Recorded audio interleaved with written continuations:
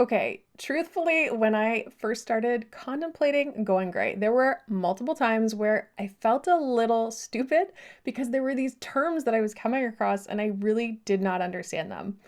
And I noticed that over and over I would see these words, and I kind of wished that I had had a sort of cheat sheet of some type. So consider this your going gray cheat sheet. I want to share some of the words that I really didn't know what they meant. And sometimes I felt like I could kind of understand, and other times I really didn't know. So that's what I'm going to share in today's video. So stay tuned for that. And if we have not met, my name is Kat, and Ditching Diets and Die is all about my personal journey to stop fighting my body and start trusting it instead. All right, what's the first one? This is the biggest, and it was toner. People kept throwing this word around, and I thought, I don't really know what that means. And I even looked it up, and one of the websites said, it does just what it says. It tones your hair. And that still didn't really help me. However, it did a little bit more digging, and I actually have a picture to kind of help you. But the idea with toner is it's not trying to lift the color or to change the color, but what it's really trying to do is adjust the color. And so I really liked when I heard the term, tone down the yellow or the orange. And it can, in essence, neutralize brassy tones or yellow tones. So sometimes your hair looks a little orangey if it's been lightened, or sometimes it looks a little yellow, and you can use a toner in order to adjust that. So it's not permanent, it does wash out, but as you can see in this image, that this hair was more yellow from lightening, and then applying a toner, it can really soften that look. It can give it more of that ashy or cooler tone. And so this is used a lot in gray hair because it helps to ease that transition and to give that cooler tone instead of that bright one, especially if people are using dye to help them through the transition. Now, when it comes to this, one of the products that is like a toner and that you'll see, there's another word I heard all the time, was Overtone. People were throwing it around, oh, I just use Overtone, and I didn't know what it meant. So Overtone is actually a pigmented color conditioner. So it will actually deposit color. It doesn't dye your hair or lighten your hair.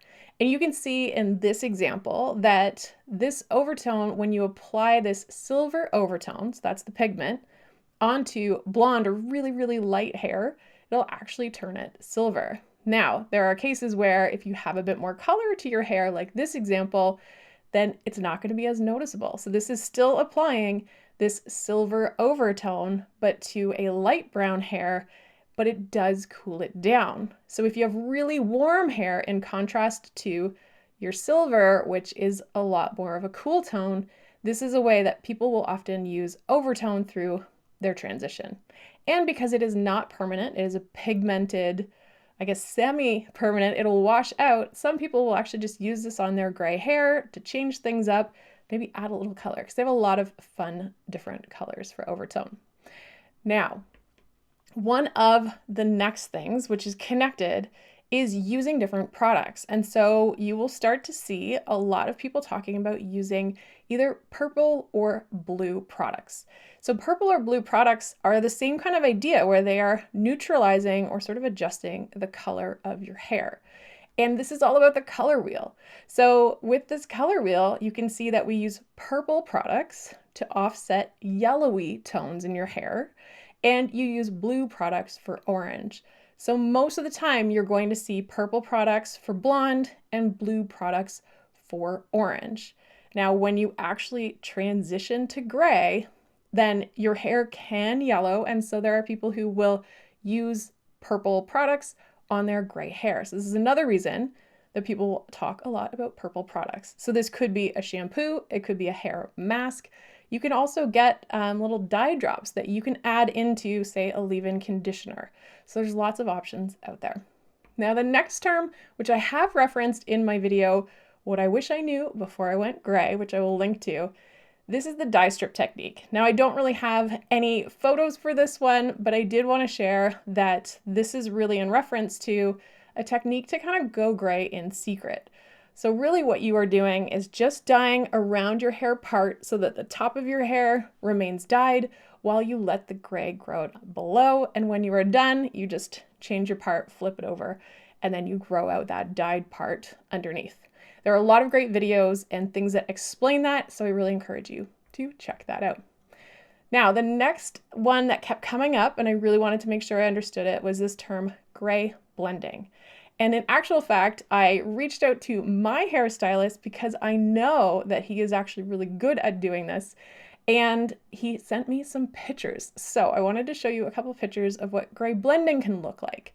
Now, in this case, this is where he used gray blending with highlights. So lots of highlights, lightening up that hair. You can see that in the first image, this client has salt and pepper hair, not too dissimilar to mine.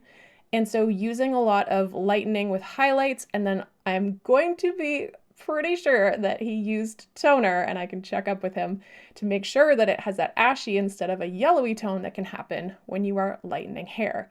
And he sent another example. Here you can see that there are some silvers that are in this client's hair, and using highlights kind of blend that gray.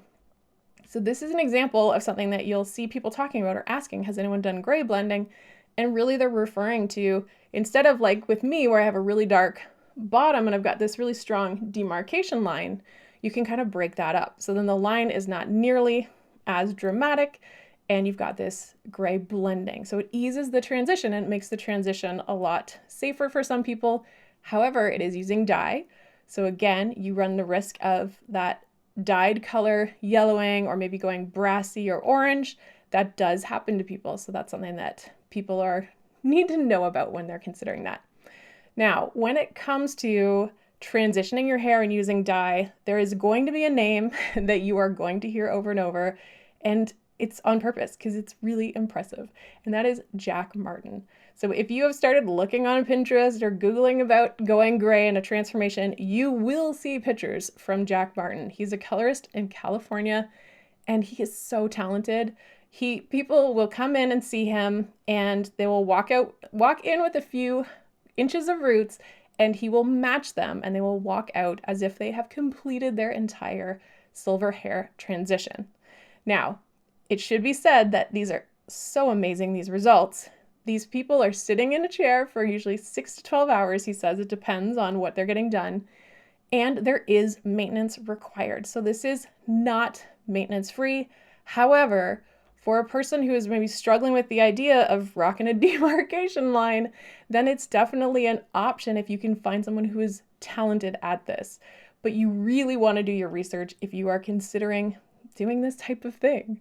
So this is just one of the things that you are probably going to see. Now, the next thing, it's a little more obvious, but this is called the big chop. This is a lot easier to guess, but it is specific to women who are transitioning to their natural hair color or gray hair. And really this is just cutting off all of your dyed hair so your transition is complete.